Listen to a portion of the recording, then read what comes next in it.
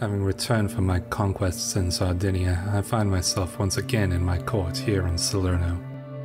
It bustles with much the same liveliness that it did before, but there is something missing.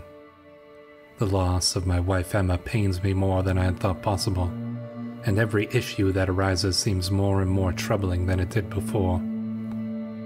I will do my best to lose myself in my duties, but I fear even that may not be enough.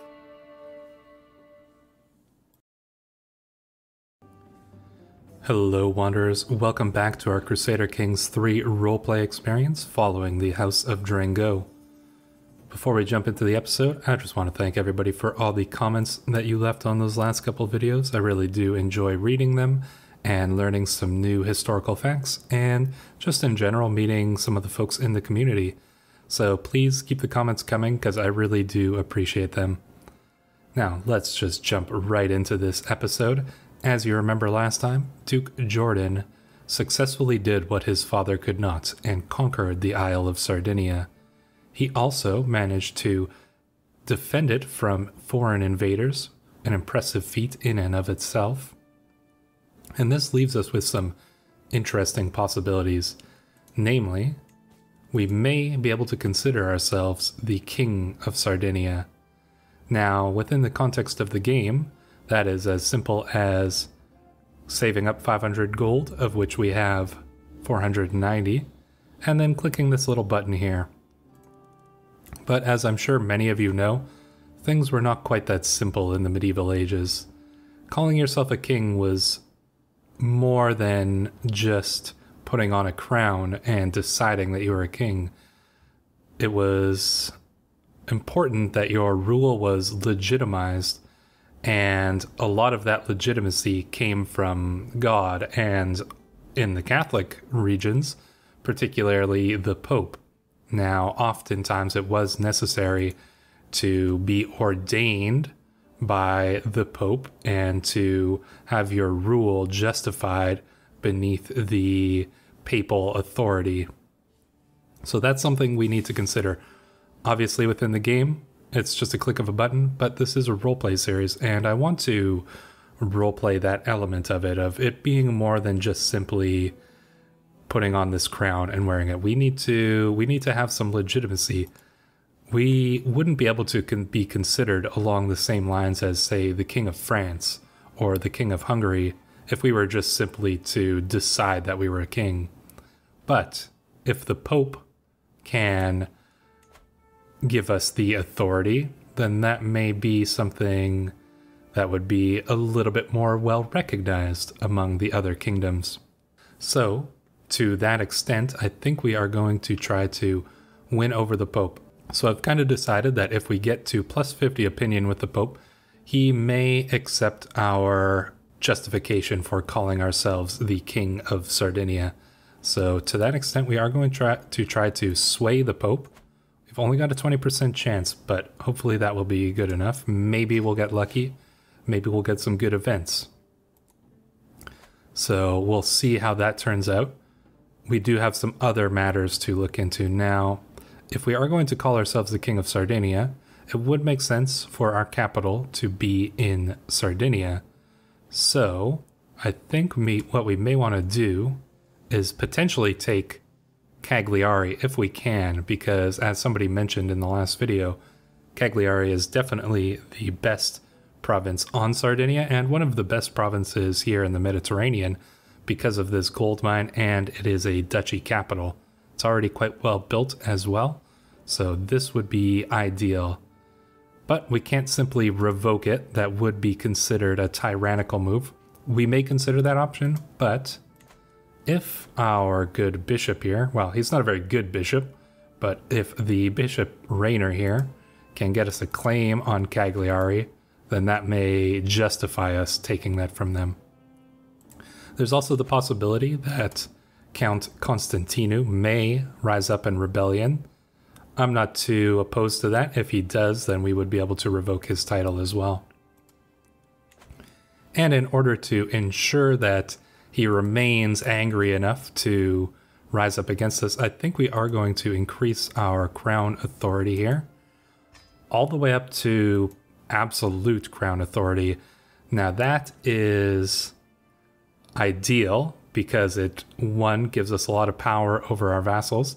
We can also designate our heir, which would be pretty good. That would give our heir all of our titles rather than spreading them around. So I think we are going to pass absolute authority as well. Our vassals won't like us, but I don't think our vassals like us anyways. Are we going to designate Fredesenda as our heir? It costs 1,000 prestige. We may wait a little bit on that, but I think we're going to do that at some point. Because Duke Jordan is old, he's 57, and if he doesn't live long enough to create the Kingdom of Sardinia, perhaps Fredesenda may end up becoming the Queen of Sardinia instead.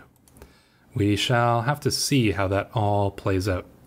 So while we let our swaying progress with the Pope build up and our claims here on Cagliari to develop, we will attempt to solve another matter, namely our excessive levels of stress. We're going to do that first and foremost by holding a hunt.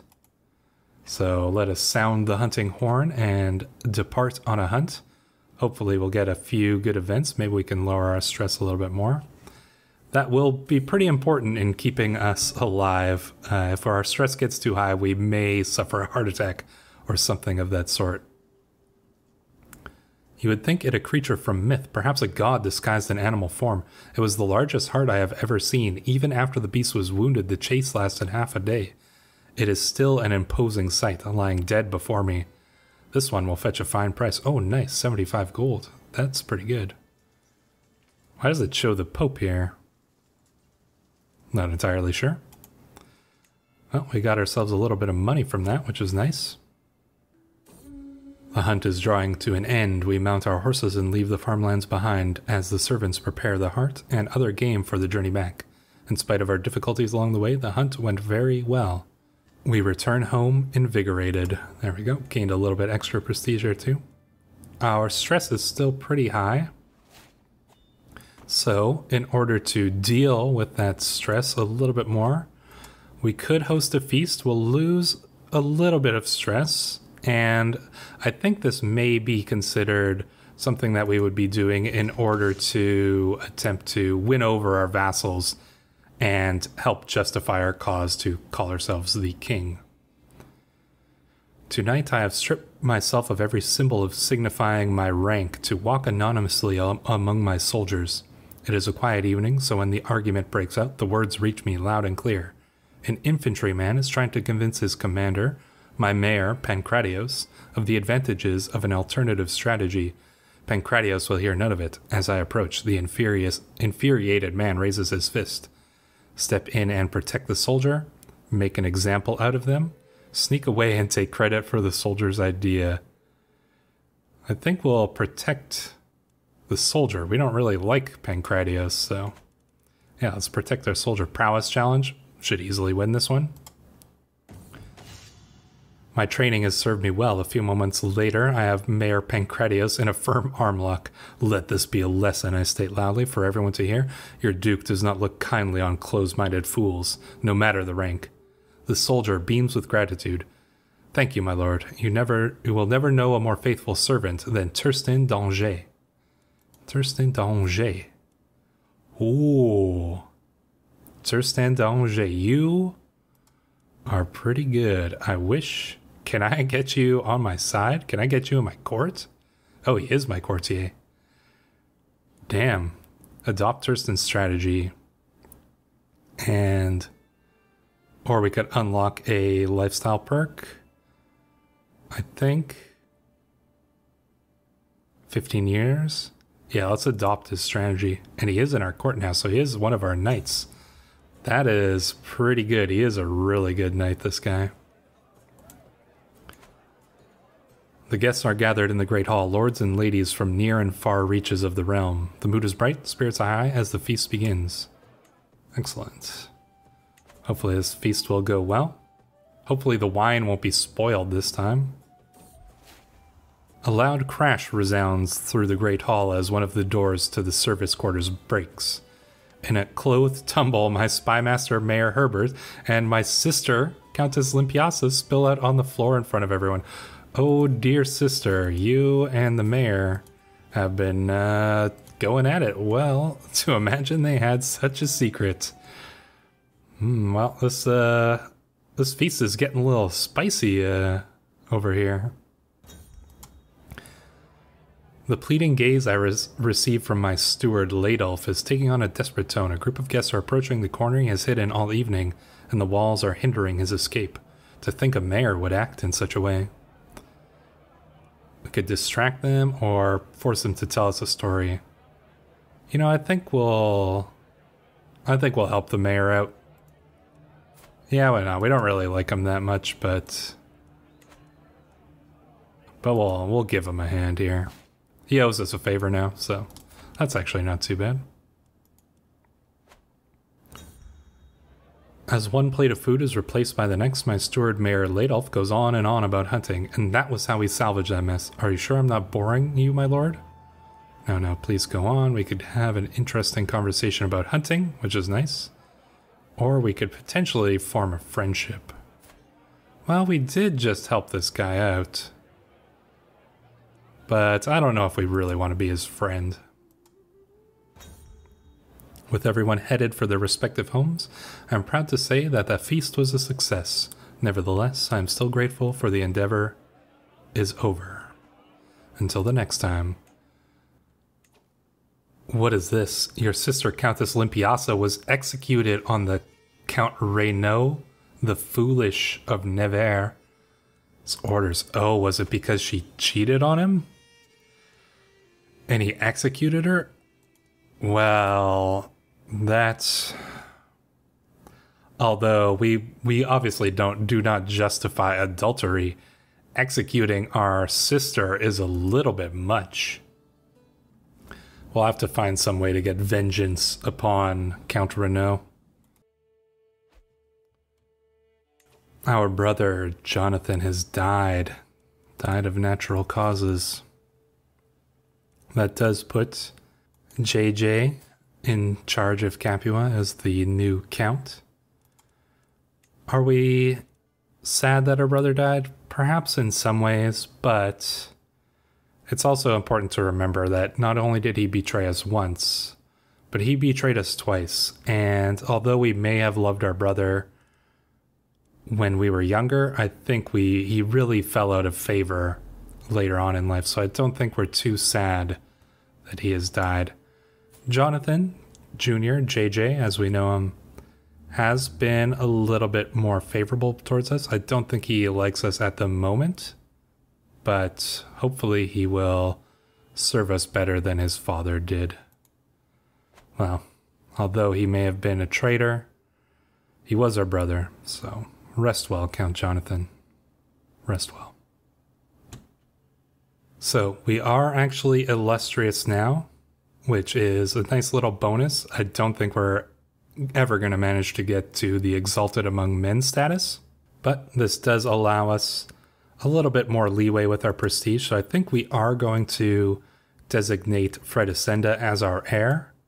This is going to keep all of our lands together rather than having them split among all three of our daughters.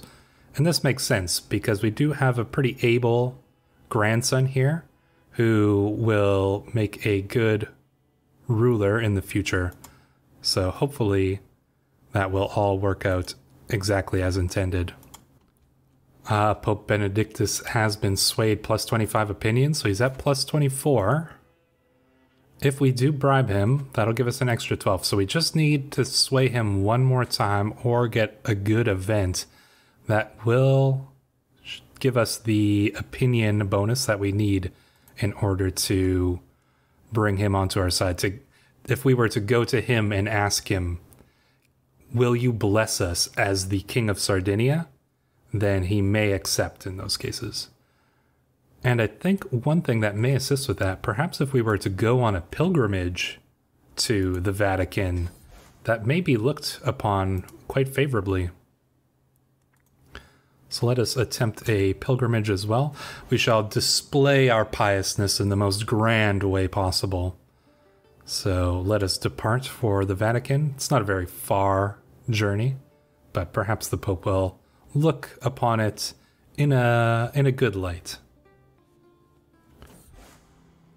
Among my fellow pilgrims, there's a man who preaches compassion and fellowship until he reaches the topic of heathens. One evening, around the campfire, he loudly declares them to be abominable monsters in the eyes of gods, deviants and child murderers all. Most people avert their eyes when he looks at them. Tonight, I was not quick enough. Do you not agree, O Duke?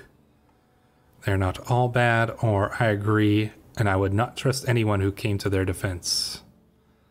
Well, that would give us stress because we're cynical. What do we think of heathens? I don't really think that Duke Jordan is very favorable towards heathens, so I think we're going to agree with this priest. We've fought heathens quite a bit in our time, so that gives us a little bit of stress, but that's okay. It was the choice that made sense for Duke Jordan. I'm finally here, body and soul, at the great church of the Vaticano. As the bishop offers me blessings, I reflect on everything that had to happen for God to bring me here at this moment in time. A whole lot of walking. What's important is that I am seen and heard here. Exactly, Duke Jordan.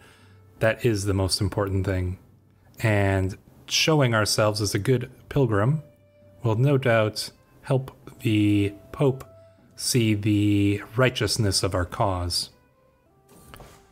And we return from our journey. The pilgrimage is over. And things are quite stable in our realm, actually. The unruly counts of Sardinia here have been mostly quelled. And although we have a lot of authority here, and our counts may chafe under that, they don't dare rise up against us, as we are a pretty terrifying force to behold, both in court and on the battlefield. It behooves a duke to spend time at sea with the salty air in his face and a fine vessel beneath his feet. Today sees my personal craft and a small escorting squadron out for drills, practice, and pleasure. The short voyage has been an exhilarating change of pace from life at court, when we spot it. A distant plume of water, followed by a small island of wine-dark flesh rolling out from the waves. The greatest beast of all the deeps, a whale. Get the harpoons! You slaughter the whale and haul it to shore. Nice, a big boost of money, little bit of a stress reduction. Pretty good altogether.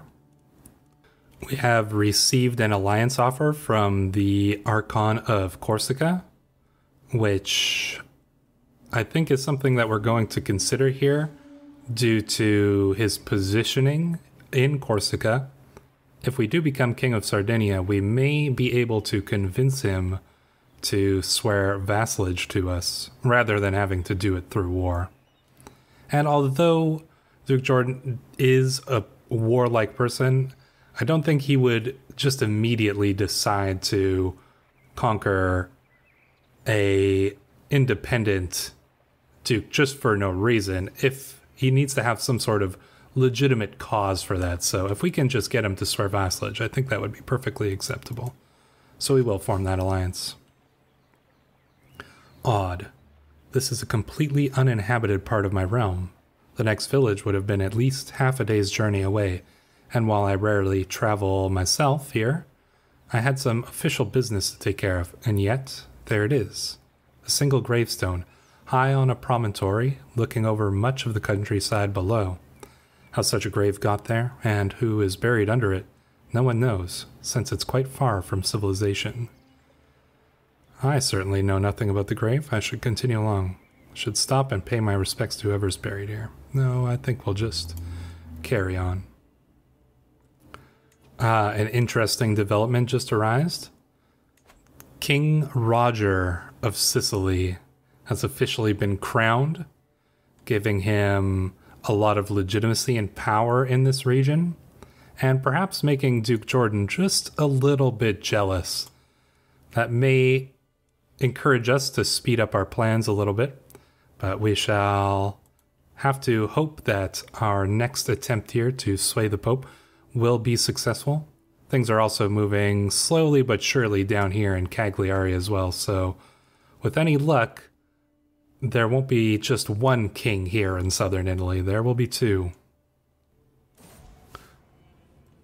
Whispers of a ghost of Arborea have reached my court. Many sightings have been reported along the cliffs by several coastal villages, and the stories were mostly consistent with each other. Every evening, the faint trace of ghost appears, and stands looking at the sea, gazing into the waters for a few hours before disappearing. The ghost is not malevolent at all, and when approached, merely points in an almost dream-like manner towards something which no one can see nor understand before disappearing.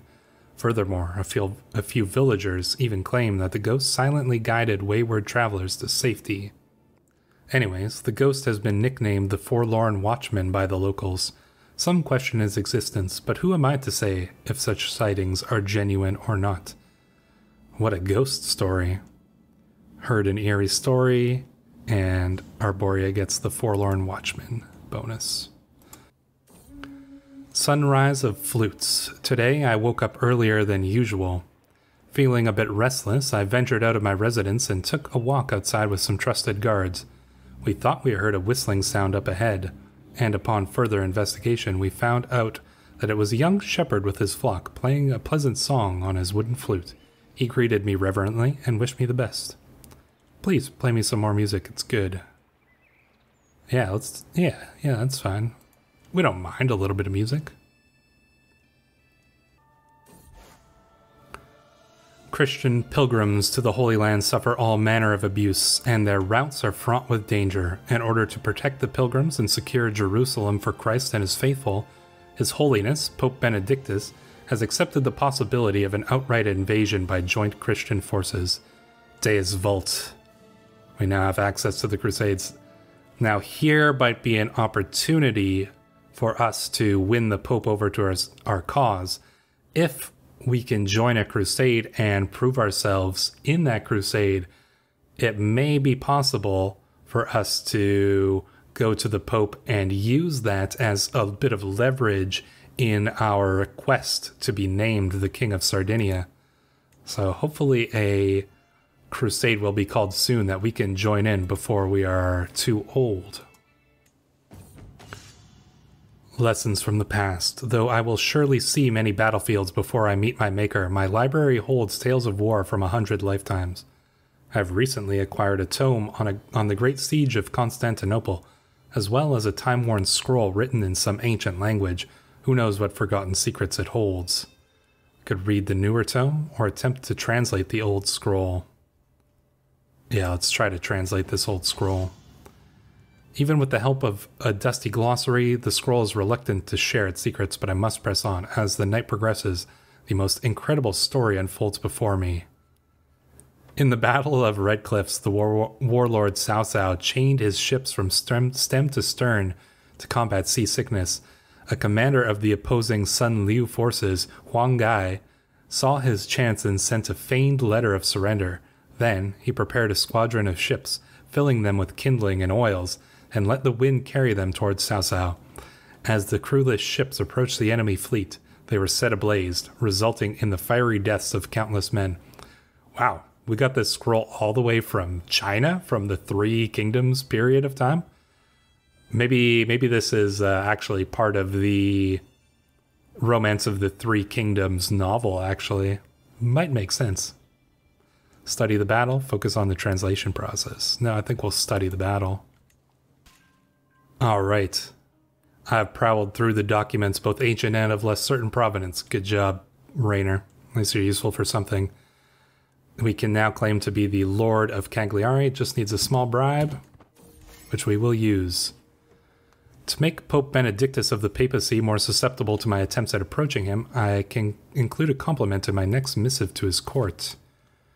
We can compliment his youthful vigor, perhaps. Hopefully he'll like that. And we do have our claim on Cagliari now, which means... and the Pope did like that. He's at plus 30. That's not quite enough. He was not swayed there. So things are getting a little bit risky now. We're quite old. we're going to have to, I believe, revoke Cagliari. You have a claim, so we can revoke it without being considered a tyrant. So before we lose our opportunity, we are going to do that. And assuming that he's going to raise his armies, we're going to preemptively raise ours. And probably some of our other vassals may go against us as well. Yeah, it looks like both of the Sardinian lords are going to go against us here. So they do have a few troops. We are going to go in charge of this ourselves. Oh, looks like we may potentially lose this battle here. Well, we're going to... They have the better army commander? Really? There's somebody better than us? Okay, well, hopefully we'll be able to win this one here. No, it looks like it's turning against us, so I think we're going to fall back and perhaps call up some mercenaries. The Sicilian band served us well last time, so let's contract them. Perhaps if we're lucky, we'll capture him in the siege and end this war quickly. And the peasants are rebelling at the same time. Well, not entirely unexpected. That shouldn't be as much of a problem, though. We'll deal with that matter as it comes. Things are getting a little heated here in the Duchy of Capua. So we did lose the siege of Salerno, which is not good, but if we can capture him here in this siege, then we could turn things around. This war's going a little bit worse than I had originally anticipated, though. Oh, we took Cagliari, but it wasn't enough. All right, let's go defeat these minor rebels here. Let's see if he's coming back to... No, okay, he's going to Napoli. This is quite the revolt here. It's going to be much more difficult than I originally anticipated. I think we are going to eventually come out on top here, but not without a little bit of suffering along the way. So let's land here in Salerno, and then I think we're going to attack him in Napoli. Because we're still at a disadvantage. Okay, we're going to have to wait until we lose the disembarked penalty here.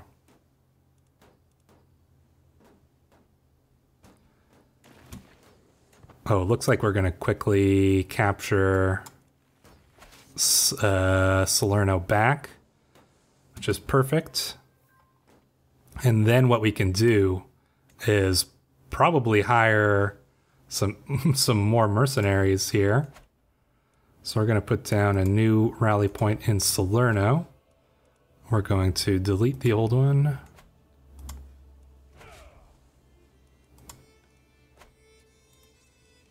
And now we're going to hire a second mercenary band. Just this band of the Panther should be fine. That should give us plenty of mercenaries. I think we'll be able to take them now. Yeah, look, now they're retreating here. Alright, and the battle is engaged. Hopefully we can capture the enemy commander here. That would be the most ideal situation.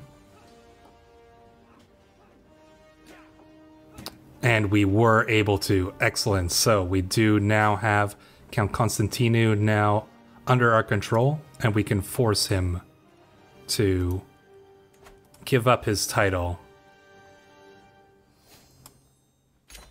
So we have him imprisoned here. He did revolt against us. And with that, we can revoke his title, as it is indeed ours by right.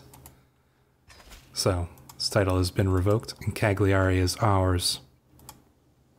Which means that we can make this our new capital, and we shall certainly do so, as well as making Sardinia our primary title. There we go. And now that is exactly what we needed in order to help justify our right here in Sardinia. But we still do not have the Pope won over. And while this was all going on, I did discover one way that we could potentially win over the Pope. It's a bit extreme, but if we were to grant the Pope a vassal, if we were to give him the lands of Capua and help him bind his lands together here, that would increase his opinion by plus 40, which would be more than enough than what we need to have him take our side. It would make sense in this case for Duke Jordan to consider this something of an exchange, a little bit of a deal with the Pope. We tell the Pope, yes, we will transfer the county of Capua over to you if you name us the King of Sardinia. That seems like our only option. I don't think we're going to win the Pope over any other way. So we are going to do this. We are going to have Count Jonathan become the Pope's vassal. That raises his opinion of us to plus 67, which is more than what we need. So we shall create the Kingdom of Sardinia. 500 gold. Create the title. The Pope's blessing on us now. He will say to the other kings and lords of the land that we are ordained by God and by the church. And thus, we are now the King of Sardinia. As king, you have new duties and responsibilities. You will now be expected to hold court regularly, solving the disputes of the realm, and letting your courtiers take part in your daily routine. Gilbert is looking at me in a direct, almost lecturing way. Perhaps there is also some pride in his eyes. He starts to unfold a beautiful banner, bearing the emblem of House Drengot. One of the ways in which the world will now judge your rule is by how well you adorn and care for your royal court. I have taken the liberty to have this made as a gift to mark the beginning of your royal tenure. The House Drengot Dynasty Banner. Let them see their new king. And here you go. This is our court. And this is Duke no longer, but now King of Sardinia. King Jordan of Sardinia. That is an impressive feat for our new king here, and no doubt he will help his dynasty rise even further should he live long enough to do so. But we shall discover that in the next episode. As always, if you guys enjoyed this, please leave a like, leave a comment, let me know what you think is the next step for the new King of Sardinia. And if you enjoyed this series so far, feel free to subscribe to the channel. We will be coming up with more videos in the future. Until the next time, everyone, I've been Stray. You guys have all been absolutely wonderful. We will see you in the next one.